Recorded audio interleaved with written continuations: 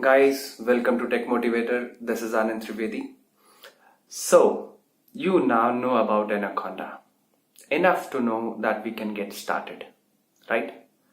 So, let's start writing something in our notebooks. Yes.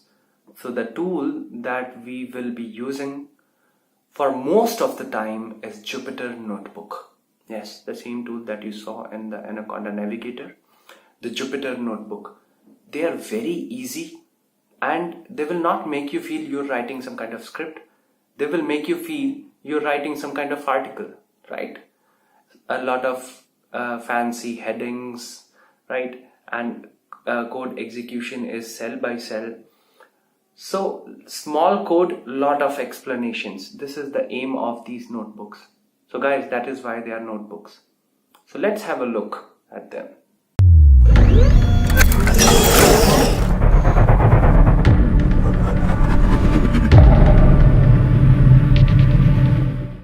So guys, this is my Anaconda Navigator. You all must be familiar with this now. And I am going to launch my Jupyter Notebook. So I can launch this Jupyter Notebook from command line also. But let's keep it simple. Let's launch it from the GUI. Later on we will see, or in the next videos we will see how to launch it from command prompt. So just hit the launch button. Next guys, once we have launched our Jupyter Notebook, it will automatically open your default browser and it will open this Jupyter Notebook. It's time to create a new notebook for us. If you have 2 versions of Python installed, so it is going to give you that option. For mine, it is Python 3. Let me hit that. And bingo, what I get is a new Jupyter Notebook. Guys, just understand the basic things to it, right? This notebook goes and connect to the main Python kernel, right? So writing programs on notebook is super easy. Let's write the most famous and most easy command ever made for any programming language. It says print and we go welcome to Tech Motivator, right? This is a cell, this is individual cell where we can run this individual cell and see the output. So we can just go and run this individual cell and we will see the inline output. Guys, please see this, how easy it is, isn't it? So means you can see line by line output or code block by block output. So it is very easy. Well, before we go deep or before we study more about the things, let's first have a look at writing modes. So here we have 2 modes. So basically we are interested more in code and markdown mode. The heading mode is actually quite same because we can do the same using markdown. So code and markdown, guys, very important for writing the comments in notebook. Let's have a look. So if you select any of this cell and you just select that kind of notebook you want to have, right? Or sorry, the kind of cell you want to have. Let's go for a markdown. So here you can actually write the HTML tag. So let's go, and this is a sample text presenting a cell for notebook, right? So you can write down your comments in very interactive manner, and as you hit enter, this is going to convert into a HTML visual comment. This is no more a code cell. Now this is a kind of comment cell, and you can add your comments in a very interactive manner. You can add your equations and all those sort of things, right? So because we will be using them a lot. So, and now by default is code, so we can select the code mode and we can write down our code.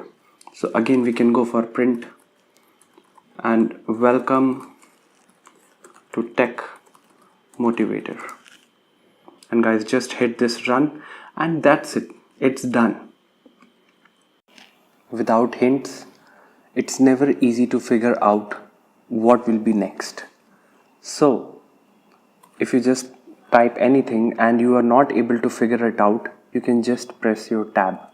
So tab is going to present all the hints to you, or it is known as IntelliSense, right? So tab is the key, right? So you can just print anything and you can just get all the commands available, all the functions and all your libraries available here, right? So you can just use it in a very easy manner, right? If there is just one, it is going to auto complete it, but if there are multiple, then it is going to present you with the options, right?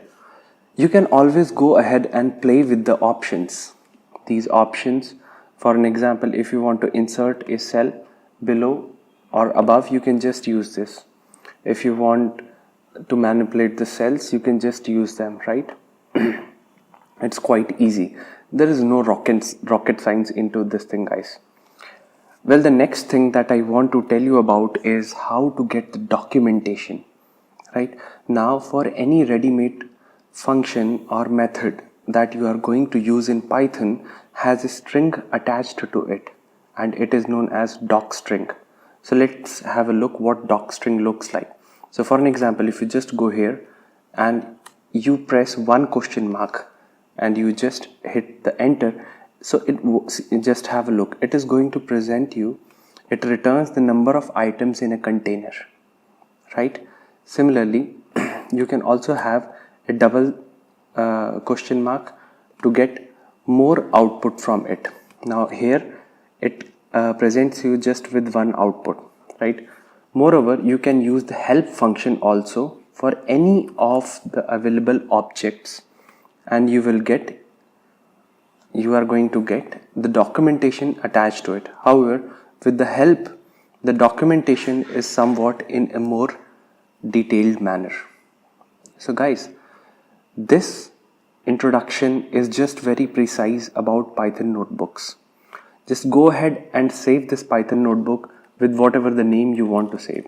For an example, I want to save this with Tech Motivator.